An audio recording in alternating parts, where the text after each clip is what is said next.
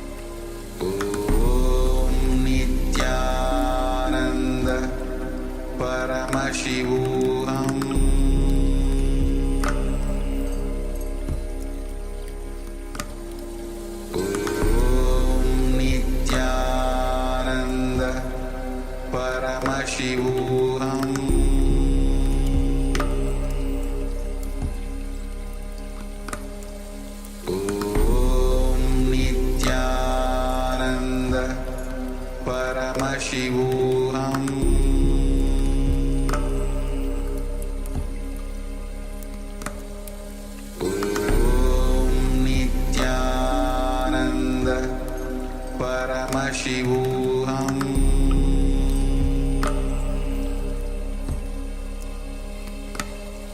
Om Nithyananda Paramashivoham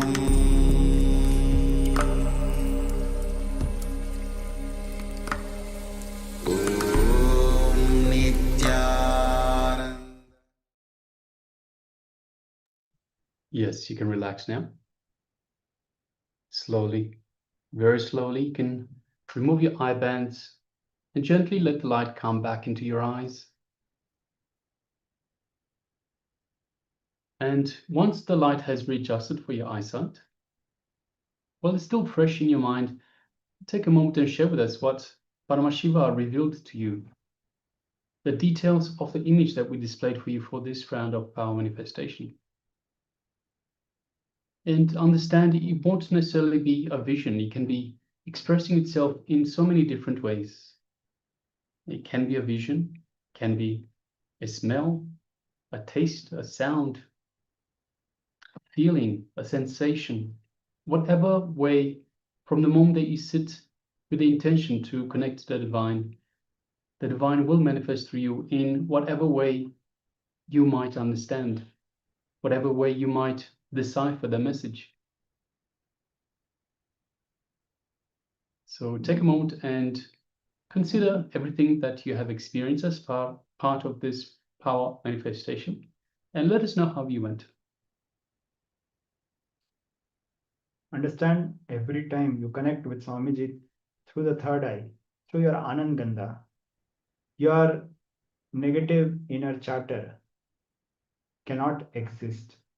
Whenever you are doing the power manifestation, these are the moments of oneness where your negative internal chatter is not able to survive. So cherish these moments. Even now, you can cherish those moments and share with all the participants what was manifested. We have some sharings coming. Manitra Gunya is sharing. Paramashiva revealed Swamiji as per darshan today, and Devi so beautiful, and sand yellow and water blue and green tree. Thank you for sharing, Ma. Yes, thank you, Ma.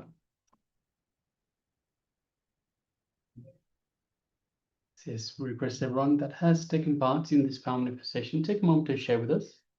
And for those of you on YouTube that are watching us, there's a few of you there as well. If you have taken part in the power manifestation, please take a moment and share. And understand, when you share, two things happen. First of all, you trust in your connection to the divine. You trust in what you have been revealed by the divine. And second of all, you enrich others. So by sharing openly, others are encouraged to also share, to also trust in their connection, and understand that we are all Paramashiva. We are all independent expressions of Paramashiva. So Harilyn Sampson has shared, Paramashiva revealed a star, a shooting star emoji it seems, as well as vegan food cinnamon as an ingredient. Thank you for sharing, Ma. That's wonderful, Ma. Thank you so much for sharing. Yes, so we'll just give a few moments more, chance for some more people to share what was revealed to them, so their revelations. So once again, requesting everyone on YouTube as well to let us know.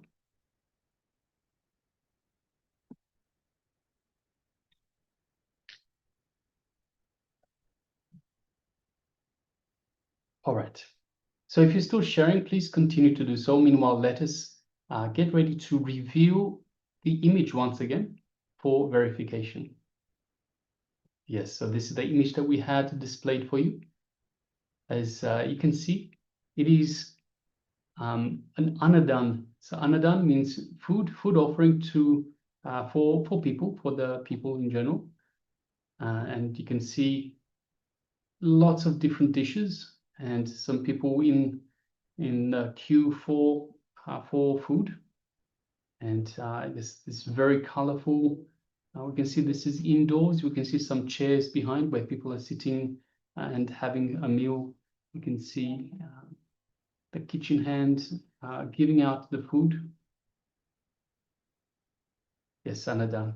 Yes, Ma. So we can see quite a few different people, quite a crowd of people. You can see all the different colors. We can see white, purple, red, orange, some darker colors as well. We can see some green at the top, green, blue, yellow, red. We can see a blue chair, white chair. Looks like whitish gray walls as well. And we can just make out the sun peering in through the window. So yes, this is what we had for you, and of course lots of food. So let us check with our sharing. So Manis Tragunya said Paramashiva review as per darshan today, and Devi so beautiful, and then sand yellow and water blue and green tree. So Ma, we have all the different colors. Definitely have all the different colors, and we can see this is definitely Swamiji's Anadan offering to the people. So yes, thank you very much for sharing, Ma, and beautiful sharing. And Harilyn Sampson has shared very precisely vegan food. So this is all vegan food, and of course cinnamon is one of the ingredients. So this is completely precise. And the best part is even the shooting star. So Anadan very often happens, the bigger Anadan especially during the Chitra Nakshatram. So it is a particular constellation where Devi Meenakshi was also born and Swamiji was also born, and during the Chitra Nakshatram, that constellation, the Anadanam happens. So the shooting star is not exactly a shooting star, but a particular constellation of stars. So that is also very precise. So thank you for sharing, Ma. Really amazing and wonderful power manifestation. Yes, well done, Ma. Congratulations. Congratulations to both of you. Thank you very much for taking part in this power manifestation. And congratulations once again for manifesting this power of third eye vision. All right, so with that, let us now move on to the next segment in our program for today. And it will be the last segment for today before we close out. We'll have a question and answers segment guided by the Supreme Pontiff of Hinduism on quantum spirituality. So what is quantum spirituality and what does it mean to us? So requesting everyone, let us sit comfortably with the head, neck and spine in a straight line, and let us give our full awareness, our full attention to Swamiji as he answers some of past participants' questions. Let's begin.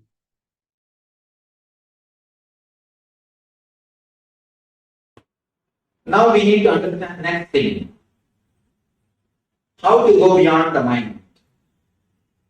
How can we really understand that we can travel? It is not even traveling, it is just exploring. We can explore in all the space, vertically, horizontally, in all the directions. Not only vertically and horizontally, in all the directions, all the 360 degrees, you can explore. How to bring this into a real experience? How to understand this? How to make it a reality? Before I enter into a technique, first of all, the horizontal line has to be understood as the vertical line. There is no starting point. What is there at the starting point of the horizontal? The line can have a starting point, but the vertical there is no starting point in the reality. The same way, vertical line, the line cannot go beyond the board. So I put the line. But in the spiritual life, there is no end. In spirituality, there is no end. We always think enlightenment is the end. Please be very clear, enlightenment is not the end. It's a new starting. It's a new beginning. I continuously read. People ask me, some of you are an enlightened person, where are you reading still? I tell them, what do you mean by the word enlightenment? We always have an idea. Enlightenment is something like an end. No. It is ultimate, but it is not end. It is ultimate, but it is not end. The word ultimate is always understood in our mind, in our intellectual system as the end. but it is not. It's a new beginning of consciousness. What you understand as the end, surely enlightenment is something more than that. That is the reason the word ultimate has been used. Why we use the word ultimate to mention the enlightenment? Because whatever you understand can't be, you can't equate that with enlightenment. So, the vertical line has no end. Horizontal line has no beginning. So, you can't travel in diagonal path. You don't even have to connect the horizontal line and the vertical line. Because you can explore. First thing, when you say you want to connect the horizontal line and vertical line, again you have a difference of horizontal line and vertical line. You continue to maintain the difference between horizontal line and vertical line. You try to connect the both. And say there is no need to connect them. You can travel in both the lines in the same time, in same space. Try to explore, try to travel in both places in same time and in same space. Why should you choose? Any choice, again you will be choosing in some other angle, with some other way. One person asked me, after a meditation time, after a program, Swamiji, the feeling of this moment is so blissful. It is such an ecstasy. People who attended, they know. It's such an ecstasy. Please, Swamiji, give me a technique. How can I retain this bliss? How can I have this bliss continuously? I tell them, the moment you want to retain this bliss, you start losing. Because the bliss itself is choicelessness. The feeling of bliss itself happens to you when you drop the idea, when you drop choosing between the horizontal line and vertical line. Bliss itself is choicelessness. When you start choosing the bliss, naturally bliss escapes from you. See, it's like you put both your hands in the river. As long as your hands are open, the river is in your hands. Water is in your hands. The moment you want to hold the river, you close your hands. You have only now empty hands. Same way, bliss also. As long as your being is open, without choosing between the horizontal line and vertical line, bliss flows through your being. The moment you choose, the moment you try to catch either horizontal line or spiritual line, bliss just slips away. It just escapes from your being. I always tell people, when this happens to you, be blissful. Don't bother. Don't try to possess Nithyananda. The moment you try to possess bliss, the moment you try to possess the Nithyananda, simply it escapes from you. Simply, you yourself kill the bliss when you try to possess the bliss. So never have the idea to choose, the idea to possess. You will continuously be flooded with bliss. The moment you choose to bliss, the moment you choose to be in bliss, you miss the bliss. The moment you choose horizontal line, or vertical line, or diagonal line, or range, you try to find somewhere else. The moment you choose, you miss. Whether it's horizontal line, or vertical. That's nice. Again, perfectionism is the idea of choice. When the people who choose continuously, you can see they will be a perfectionist people. Continuously they will get perfectionism. People who live in the choicelessness, you can see them totally relaxed, joyful, very relaxed. And one more thing, life cannot be perfect. If it is perfect, it can be only death. It can never be life. And I always feel, if you do one or two mistakes, you become more intimate with people. As long as you don't do any mistake, you don't respect others. It's a truth. As long as you don't do any mistake, you don't respect the people, you can ease with them. You keep only a professional relationship. When you do one or two mistakes, you start coming down. You relate to the people in a more simple way, in a more the way of simplicity than in a professional way. Yes. So they have done a good thing by doing one or two mistakes. When one or two organic mistakes happen, you can relate with the people more simply. We can see, when we do some mistakes, we prove I am also like you. When we behave perfectly, we try to prove that I am somebody unique than you. The real relationship never happens if things go well. Please be very clear, we have a wrong idea. If things go well, only then the real relationship happens. No. If things go well, only professional relationship happens. If things don't go well, if you do one or two mistakes, only then the real relationship starts happening. Yes. Yes. Please give the mic to him. Yes. Please start.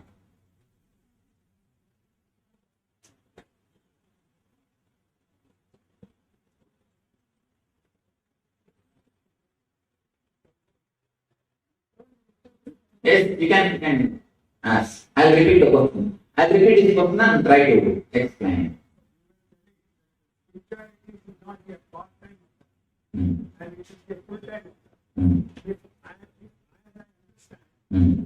Here I emphasize from the beginning, please don't choose. Please don't think your spiritual life is something different from your so-called material life. And the beautiful word, yes, how can I renounce? Somebody asked me, Swamiji, should I renounce to become a full-time spiritual person? I told him, please renounce what you don't have, that is enough. Please renounce what you don't have. I am not asking you to renounce what you have. We never suffer with the things which we have. We suffer because of our fantasies and dreams, not because of the reality. Please be very clear. You suffer in your day-to-day life because of your dreams. You suffer in your relationship because of your fantasy. So drop what you don't have. What you have, live with that. Whatever is okay. Whatever is not, drop that. If you renounce just what you don't have, that is more than enough. I don't ask you to renounce what you have. Please live with whatever you have. Don't allow what you don't have to interfere in your real life. When you live with your real life, don't allow your fantasy to come in between you and your wife. When you live with your real car, don't allow your fantasy car to come in between you and your real car. When you live in your real house, don't allow your fantasy home, your dream home, to come in between you and your real home. That is what is my request. The whole spirituality is not about renouncing what you have, it's about renouncing what you don't have.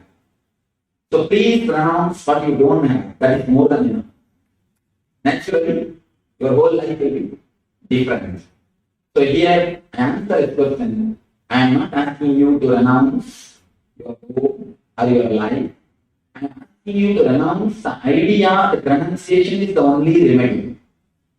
Please renounce the idea of so-called renunciation. The renunciation should be understood in a different dimension. That is what they beautifully in Sanskrit they do. Maya. Maya means Yama iti Maya, which is not there, but which gives you the trouble as if it is there, is Maya. The real life, actually the whole trouble is created not by the things which you have, but by the things which you don't have. You don't have, but you want to have. So renounce what you don't have, that is more than enough. There is no need for renouncing what you have. Renounce your fantasy. Renounce your dream. That is more than enough. Nothing else is necessary. Next question. Please have the mic.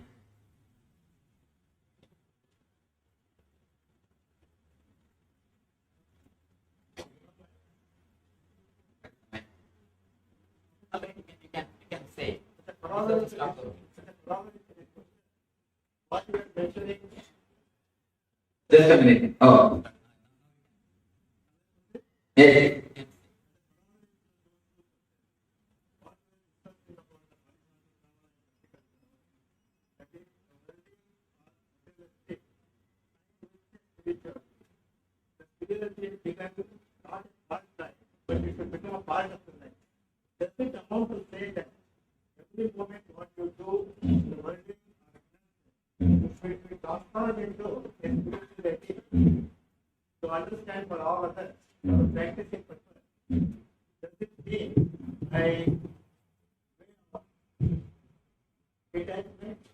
One thing, when you live deeply in every moment, you are living in a totally detached way. If you live, you can live. When you don't live, only then you can't live. The fear of detachment is nothing but, in reality, if you see, why you are so afraid of detaching? Because you are not lived. If you really live, even a single moment, your life, you will not have a fear to detach yourself from the life. If you live, you will understand attaching and detaching, living or leaving. Both are only two different words, but the experience is one and the same. Experience is just one and the same. As long as you have the idea, the spirituality is a part of your life, a part-time job. You can neither become spiritual nor become worldly. All our ideas about so-called worldliness and so-called spirituality is just junk. Nothing but junk. It is just words, hypocrisy. Whatever you call as a spirituality is nothing more than some doing, some action. Whatever you call the ritual or any practice, it is just skin deep. Either you do it physically or mentally. Both are not going to transform you. Something more than physical or mental action, what I call inspiration, is necessary to experience the truth, to experience the missing link. The missing link is what I call living in the moment, living in the present moment. When you live in the present moment, you discover the missing link between worldly life and the spiritual life. Then you will really understand what I mean by the word quantum spirituality. You don't have to bother about traveling in the horizontal line or traveling in the vertical line. You don't have that idea. If I travel in horizontal line 100 kilometers, I will miss that my travel in vertical line. No. Just you can explore in horizontal line and in vertical line in the same time, in the same space.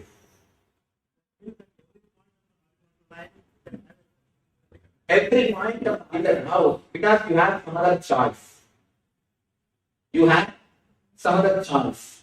If you really don't have any other choice mentally, if you really don't want any other choice, if you don't have a dream home, if you don't have any other fantasies about bigger house, or a different bungalow, or a different place to live, naturally you will not suffer. The moment idea your dream home enters into your life, the moment the idea of dream home enters in between you and your home looks like hell. Your home looks like hell. The moment the idea of beauty enters in between you and your body, understand a simple thing. When you start thinking somebody is beautiful and you are not up to the mark, you create a gap between you and your body. You start creating a gap between you and your body. I am not saying male feeling a man feeling a woman as beautiful. I am not telling that. I am telling a man feeling another man as beautiful. Women feeling another woman as a beautiful person. A man, if he feels somebody else's body is beautiful, he should also look like that person. he starts creating a gap between he and his own body. He starts creating a gap between his consciousness and his body. He starts losing sensitivity. Everyone is beautiful unto himself. There is no scale that somebody is beautiful and somebody is ugly. You are unique unto yourself. Everybody is beautiful. See, God is not an engineer to make a mold and create a continuous same type of people. God is a painter, He is an artist. He paints every one of you. He designs every one of you. God is a painter, God is an artist. If He is an engineer, naturally what He will do? He will do mass production. He will do mass production, make a best mold, best nose, best eyebrows, best face structure, best body structure. Start molding. Just do the mass production. But God is not engineer. He is an artist. He paints every one of us. The moment you start thinking somebody else is beautiful and not up to the mark, you start creating gap between you and your body. Naturally, you become less sensitive to your body. You stop living inside your body. One of the biggest problems in our life is not living inside your boundary. We continuously live somewhere else. For example, the moment you get up from your bed and start brushing your teeth, you are in the office. You start thinking about the office. The moment you come to your dining table, you are worrying about your evening program. The moment you are in the office, you start thinking about the evening program, some temple or some beach or some program where you are supposed to go. The moment you come and sit in that lecture, you start thinking about your house, when this Swami will enter this course, when I can go back to the house. There is so much to be done in the house. So the moment you go back to your house, you start thinking about tomorrow morning work. One thing you can be sure, if your body is here, you are not here. That has become a way of life. That has become a way of life. If your body is somewhere, you are not there. That has become a way of life. So why we don't live inside our body? The moment you have an idea, somebody is beautiful than you, somebody is nice than you, the moment you start decorating yourself to look like somebody, you start creating gap between your consciousness and your body. Whenever you bring fantasies, dreams between you and your real life, you bring Maya to disturb you.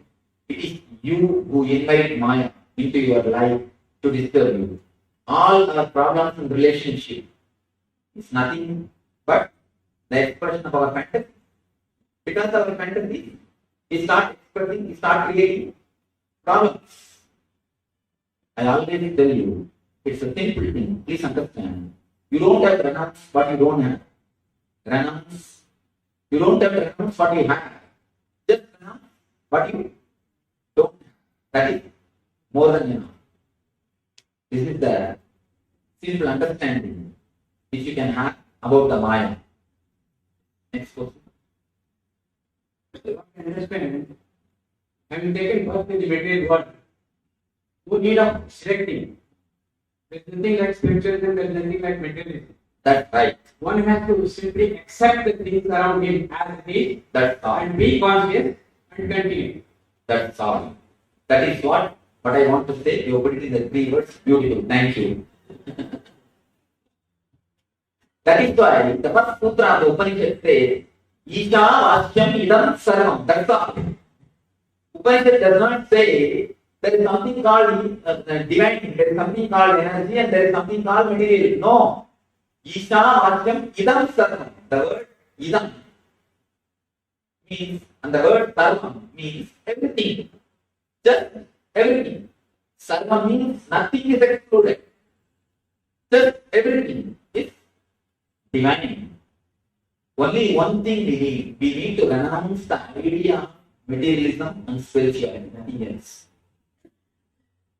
But if you want to really progress in spiritual life, just drop the idea of materialism and spirituality. You want to become enlightened, just drop the idea of enlightenment. That's enough. Nothing else is necessary. That's a beautiful example given by Rana Maharshi. The idea of spirituality is like a stick which is used to burn the dead bodies. See, to burn a dead body, they will use a big stick. They will use the stick and beat the body and push it again and again into the fire to burn. The moment the body is burnt, the stick also will be thrown into the fire. Same fire. Same way, the idea of spirituality is brought into our life to burn the idea of materialism. Once you understand, both are just things to be burned, throw both, drop both, you will simply become enlightened. The idea of spirituality, the idea of materialism, when it is dropped, you enter into a different space called quantum spirituality. Living without words, living in a wordless space, that is what I call quantum spirituality. Let me answer the next question. Then we will enter into the technique of living in the wordlessness, or living in the space where words does not exist. Words are only making the difference. Words are only creating the boundary of horizontal line and vertical line. When you drop the words, when you drop the idealities, when you drop the ideas, the difference between horizontal line and the vertical line simply disappears.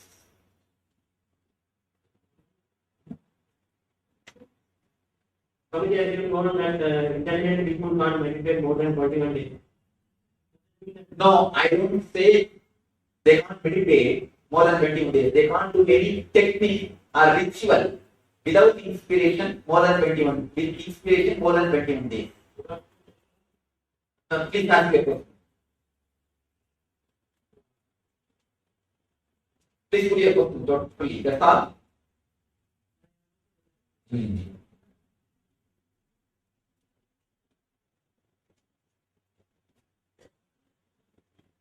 That's a wonderful question.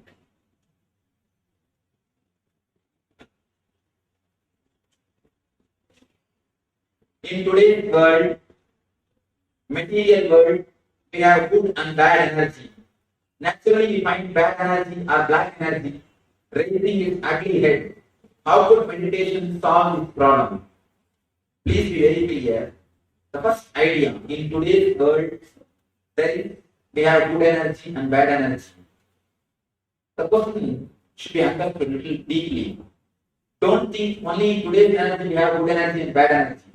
Even in those days, even 5,000 years ago, there was good energy and bad energy. Do you know the writing which is carved, the stone writing which is done in Mesopotamian culture 5,000 years ago? Even in those writings, there are words which say nowadays the world has become very bad. Nowadays, a lot of bad things have started happening. Now nothing goes according to Dharma. Things have changed a lot. 5,000 years ago, the same words. Please be very clear.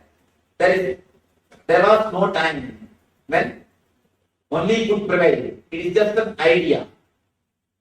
From the beginning, or if there is a beginning at all, if there is a beginning, from the beginning, I can say good and bad both existed. So understand, not only in today's world, it was continuously existing. One more thing, how could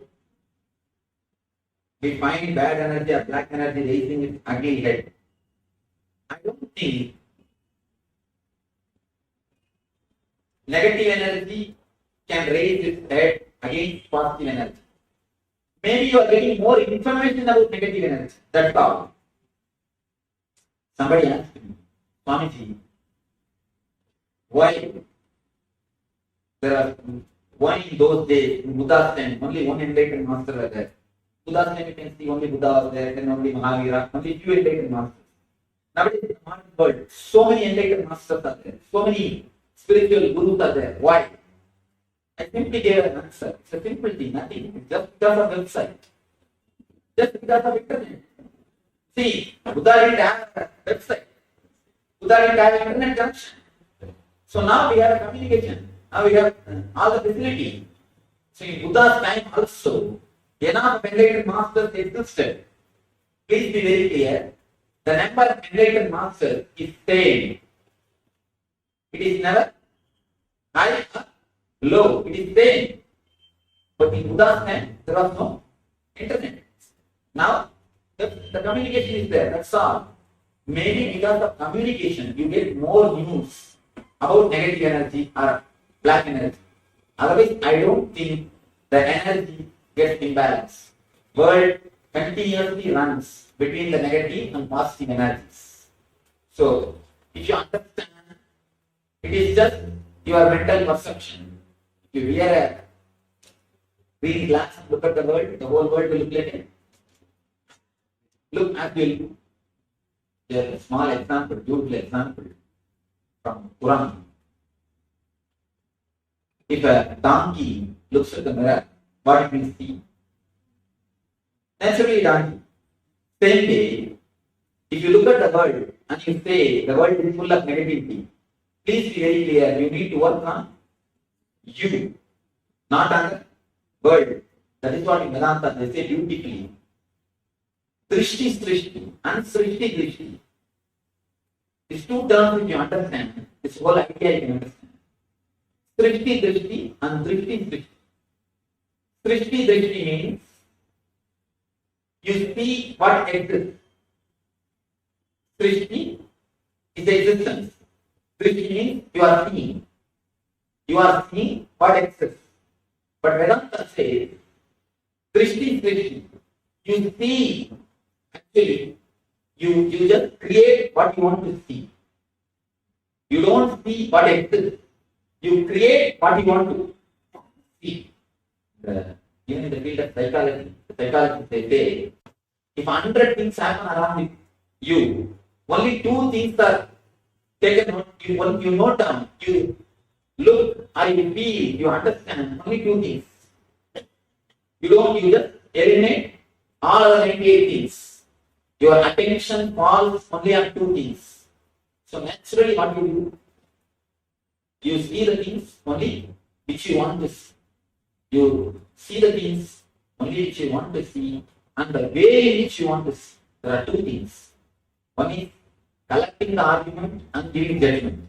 Another one is the judgment will be ready and you collect the arguments to support the judgment.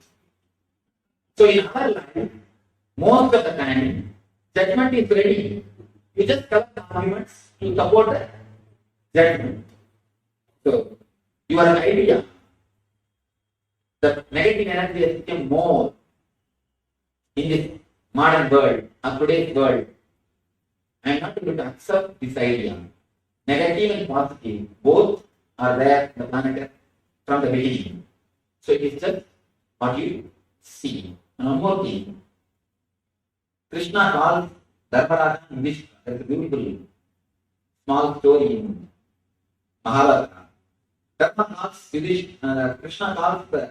Duryodhana Yudhishthira and says, Duryodhana, go and get at least one good person. And says to Dharmaraja, go and get at least one bad person. Both came back empty-handed. So it is just what you understand. So it is just because of newspapers and website, not because of anything else. And understand, it is just your idea. Naturally, you can go beyond.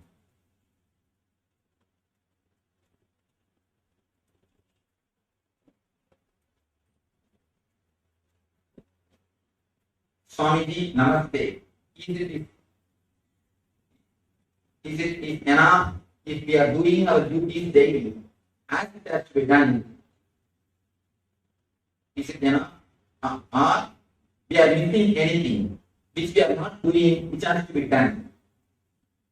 It's a wonderful question.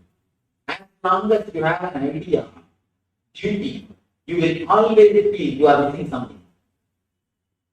Please be very clear. As long as you have an idea, you have some duty, be sure you will always feel you are missing something.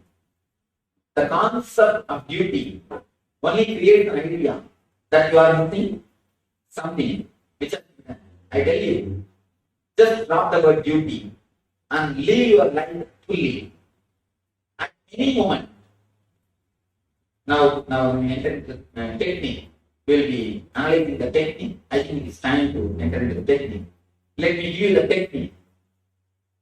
Just start living in the word space inside your body, inside your boundary. Please understand this technique.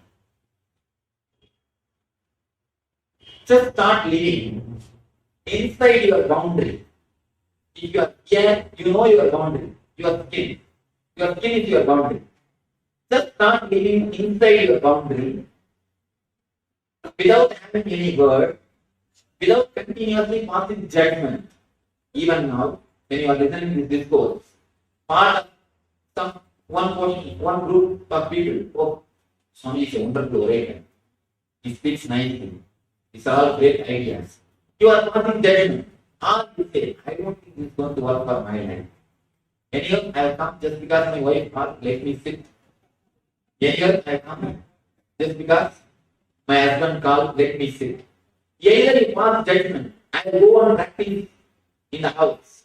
Or you pass the judgment, this is not going to work. Even now, you are continuously passing judgments. If you can spend at least few minutes inside your space, inside your boundary, without passing judgment, you will experience what I call as quantum spirituality. You will experience the space of wordlessness. Please understand just these two ideas. Please be inside your boundary. Please be where you are and without words. Please be as you are. Please be where you are and please be as you are. That is what I call living here and now. If you are here, just be here. If you are in now, just be in now. Living moment to moment, living in this present moment can give you the missing link between spirituality and materialism. As long as you live in future or in the past, you will be living only a materialistic life. Even in your spirituality, if you are fantasizing about your enlightenment, please be very clear, you are in materialistic world or spiritual materialistic world. I have seen many people coming and asking me, Swamiji, when I became enlightened? I tell them, why don't you just be in the present moment? You are already enlightened. No, I am not living like you. You say I am enlightened, but I am not living like you. Again, the idea of me has become the idea of enlightenment. Again, you have a goal between you and your enlightenment. Don't allow me to enter. Between you and your home, don't allow your dream home to enter. Same day, between you and your enlightenment, please don't allow me to enter. You have an idea, you have fantasy, how an enlightened master will be. So when you allow the idea of enlightened master inside your mind, in your life, you miss enlightenment. Buddha says beautifully, if I come in your path, please kill me. Buddha says beautifully, if I come in your path, please kill me. You may be shocked. How can Buddha say such a thing? But he says, the idea of Buddha is the only disturbance, or you say, is the only reason why you are missing your Buddhahood. The idea of Buddha, the idea of enlightenment, if it is dropped, immediately you understand, you realize you are in Buddha. You are in Buddha. Live in the present moment. Naturally, you will see, you will experience the missing link between the spiritual world and the material world. Let me explain the technique with a small diagram. With the diagram, the technique can be understood more easily. Then we will enter into the technique, or not even a techniceless technique. Enter into that space for a few minutes. We'll try to enter into that space, experience the space, just for 3-4 minutes. Let me try to explain the technique. Then you'll be able to enter into that space.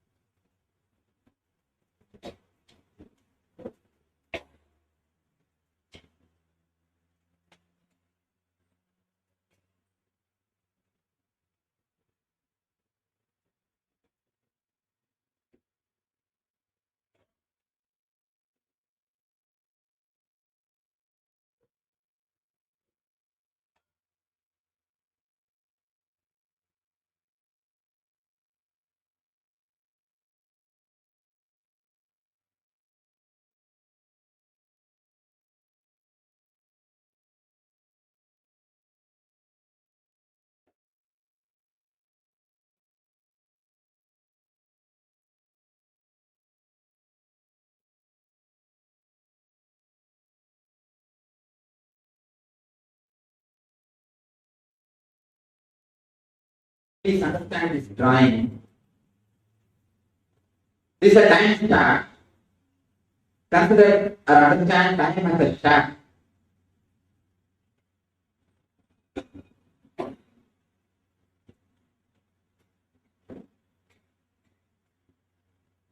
Future in capital letters because you have all your books there. Past in small letter because it is already finished. Continuously your being or your life is moving from future. The past is just taking the future inside. The future is just entering into the past continuously. The future is becoming past continuously in your life. This is a time step. Here all your past incidents are printed. Here all your future incidents are printed. You are continuously traveling from future to past. The ship shaft is rolling and continuously moving inside the past. When your mind is continuously moving between past and the future, past and the future, past and the future, between past and the future, past and the future, between past and the future, you are simply away from the time start. You are here. And at the thought level, when the frequency of thought comes down, step by step, for example here, 100 thoughts per minute. 100 thoughts per minute, TPM. If 100 thoughts per minute is the speed, you will be there. When it becomes 80, you come down, slowly near the time start. When it becomes 60, you come down, again here. When it becomes 40, 20, when you can reduce the number of thoughts per minute to 0, you touch the time start. If you come down towards the time start, you will be able to see the past and the future of your life. This may look like a fairy tale. The Swami is giving some hope that you will be able to see your future. Let me explain this with a more clear example. First, please just to understand the diagram. Then I will try to explain with a more clear example.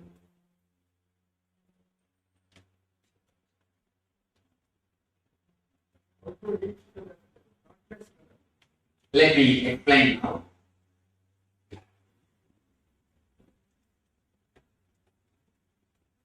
In one of my meditation camp, one devotee asked me, Swamiji, many times I feel when I sit and chat with my friends, suddenly I feel with the same group of friends, in the same place, sometimes I sat and I had the same conversation. Again I had the same conversation. Or I attend some party. When I go to some of my friend's house, first time I will be going, but suddenly I have a feeling, already I have come to this house, already I have been here, already I have visited this house, and suddenly I feel, I know which room is which side and where the things are there, and the same way, exactly, if I express how I felt, it becomes simply truth. The things are there. Wherever I feel or how I felt in intuitively. One more thing. Sometimes I attend some party and suddenly I feel I attended the same party already once. And in few minutes somebody is going to come. And simply I feel that somebody is really there. After a few minutes I feel the person is there. And if a telephone bell rings, suddenly I remember some of my friends' name, whom I have not seen for 10 years or 5 years. And I pick up the phone, simply that person is there, the line. The same way when somebody knocks at your door, you remember some of your friends are his name. You go and open the door, that person is there. He asked me how this experience happens. How this experience happens. So many times in my life, I feel that what is going to happen in the next 5 minutes. And simply it happens. I start feeling that somebody is going to come. And simply that person is there within 5 minutes. How this happens? Then I asked in the same meditation camp, how many of you had this experience at least once in your life? You can raise your hands. How many of you had any one of this type of experience? More than 40%. Understand? Here is the From inborn instinct tells us. Please understand, more than 40% of you have this experience in your life, but we don't analyze how it happens. Or we use like this word, some inborn instinct. When we label that experience with the word inborn instinct, we stop searching further. See, in front of in so many persons' gardens, apple crop from the apple tree. But people never thought about it. Either they picked it and ate or they stole. Only this guy Newton thought about it. When he started thinking, when he started analyzing, he created a theory, he created a law, he created a new understanding. The same way, when you start thinking about this experience, you will be able to understand. If you start analyzing, you will be able to understand what I say by this time theory. Please understand, this cannot be an inborn instinct or this cannot be a coincidence. How can coincidences happen in so many persons' life in so many times? So something more than coincidence is there in this incident. And one thing you should understand, and that in existence there is nothing called coincidence. When you don't know the link between the cause and the effect, you call it as a coincidence or miracle. That's all. When you don't know the missing link, when you are not able to connect the cause and the effect, if the effect is small, you call it as coincidence. If the effect is big, you call it as miracle. But in existence, no coincidence and no miracle. Everything is clear happening. Everything is clear incident. Now let me understand how this happens in our life. For one moment, when you come to the present moment, when you come to the here and now, you have the vision, you have the clarity to look into the past, to look into the future, not the past. For moment, for a kshana, knowingly or unknowingly, fortunately or unfortunately, the number of thoughts, the frequency of thoughts come down. When the frequency of thoughts comes down, when it comes down from 100 to 80, or 80 to 60, or 60 to 40, you are able to see the time shaft in a more clear way. If your mind is oscillating between the past and the future, you are too far from the time shaft. You are not able to see your past or your future clearly. If you come near the time shaft, you will be able to see your future very clearly. If you come down to the 80 level, you will be able to see certain amount of your future. If you come down a little more, you will be able to see little more space. If you come down straight to the shaft, you will be able to see the whole shaft. You will be able to see the whole future. If you can penetrate the time shaft, when I say the word penetrating the time shaft, continuously living here and now, you will go beyond the Kala. You will go beyond the past and the future bondages. You can simply create your future. When you start living the present moment, you penetrate the time shaft, you break, you create a gap between your past and the future. The moment you separate your past and the future, your past no more plays a role on your future. Your future is in your hands. As long as your past plays a role on your future, it is in the hands of karma. When you detach your past and the future, when you separate your past and the future by penetrating the time shaft, by living in the present moment, naturally your future comes under your influence. You decide about your future. Your whole future comes in your hands. It may look like a fairy tale, but when you understand it deeply, when you go a little deeply into this time shaft theory, you will be able to penetrate a different space. You will be able to experience a different space, which I call quantum spirituality and quantum meditation. Just a small understanding. When you come down to this level, you will be able to see this much of your past and this much of your future. When you come down to this level, you will be able to see this much of your future and this much of your past. When you come down to this level, you will be able to see this much of your future, this much of your past clearly. When you come down to this level, this much. When you come to the time shaft, when you touch the time shaft, you will be able to see your whole future. And you will be able to see your whole past. When you start living in here and now, when you start living in the present, neither moving in the past nor moving in the future, you start penetrating the time shaft.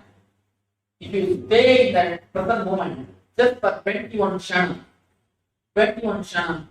you penetrate the time shaft and create a gap between the past and the future, then you are no more bound by the karma. Karma means past. All your past decisions only is called as karma or samskara. Whatever you call it, karma, samskara or maya, is nothing but your past decisions. When you create a gap between your past and the future, when you break the time shaft and you penetrate the time shaft, your whole future comes under your control. Your whole future comes under your control. Naturally, to create your future. That's what I say. If you live in the moment to moment, if you live in the present moment, if you live in a meditative way, your life is in your hands. Your life is in your hands. That's the beautiful understanding. Your past can never be changed. Either you can detach yourself from the past, or you live in the same setup. If you want to go beyond your past, if you want the transformation, the only way is quantum spirituality.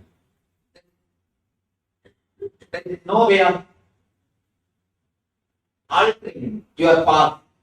There is no way of just having a little bit of past and correcting it, chiseling it here and there, putting a little perfume, or having a little good smell around it. No.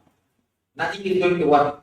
Either you totally break from the past, or you continue to live in the past.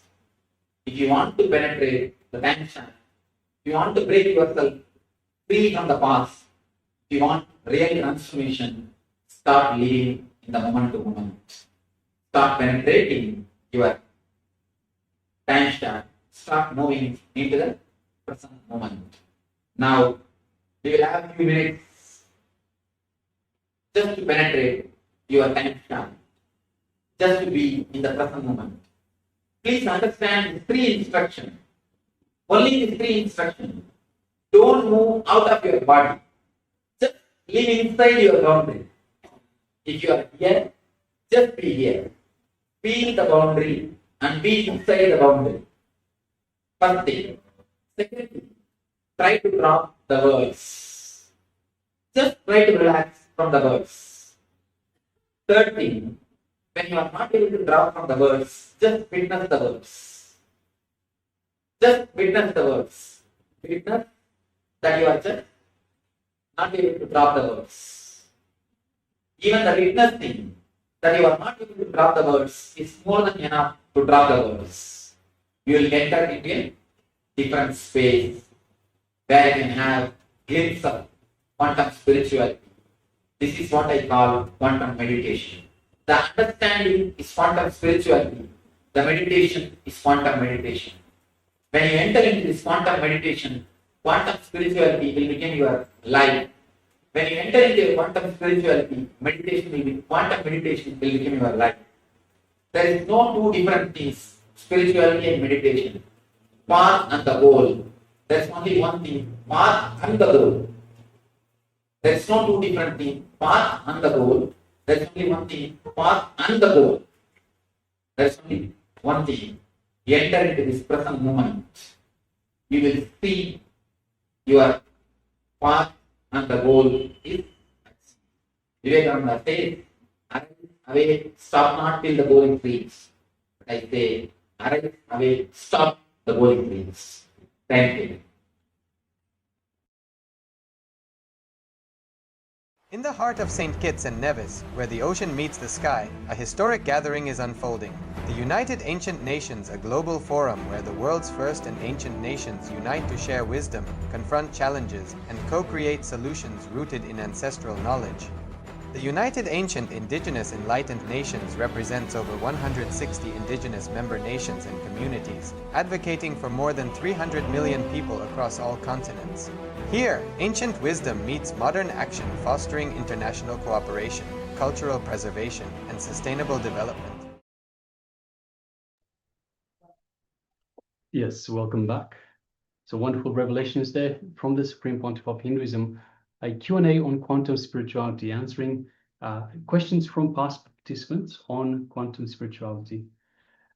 And with this, we come to the end of the program for today. So we have had a wonderful day today of beautiful revelations from the Supreme Pontiff of Hinduism on Dhyana Spurana. So we had introduction to Dhyana Spurana and all the different koshas, layers. So we looked through Annamaya Kosha, Pranamaya Kosha, Vijnanamaya Kosha, and so forth. And finally, we have finished up with the quantum spirituality.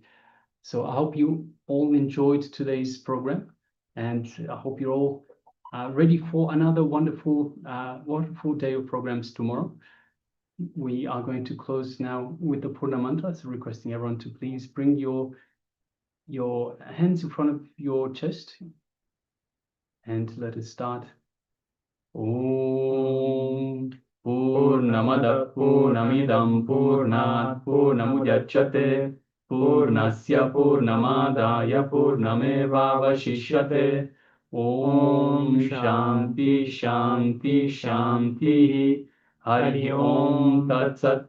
Sarvam Bhagavat Shri Nithyananda Paramashiva Padukarpanamastu. Om Nithyanandam. Yes, thank you very much for everyone for being here with us today. And let's gather again tomorrow for another beautiful day. And don't forget, tomorrow starts with yoga, a very important part of the program itself. Please make sure you don't miss the yoga. Swamiji beautifully tells us yoga is life. So it's a very important part, aligning ourselves to the cosmic energies. So please make sure to take part in the yoga early on. So thank you very much once again to everyone for being here with us. It's been a pleasure taking care of you today, and see you all again tomorrow. Nithyananda.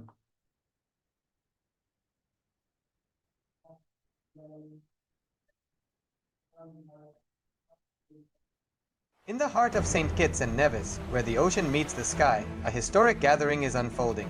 The United Ancient Nations, a global forum where the world's first and ancient nations unite to share wisdom, confront challenges, and co-create solutions rooted in ancestral knowledge. The United Ancient Indigenous Enlightened Nations represents over 160 indigenous member nations and communities, advocating for more than 300 million people across all continents. Here, ancient wisdom meets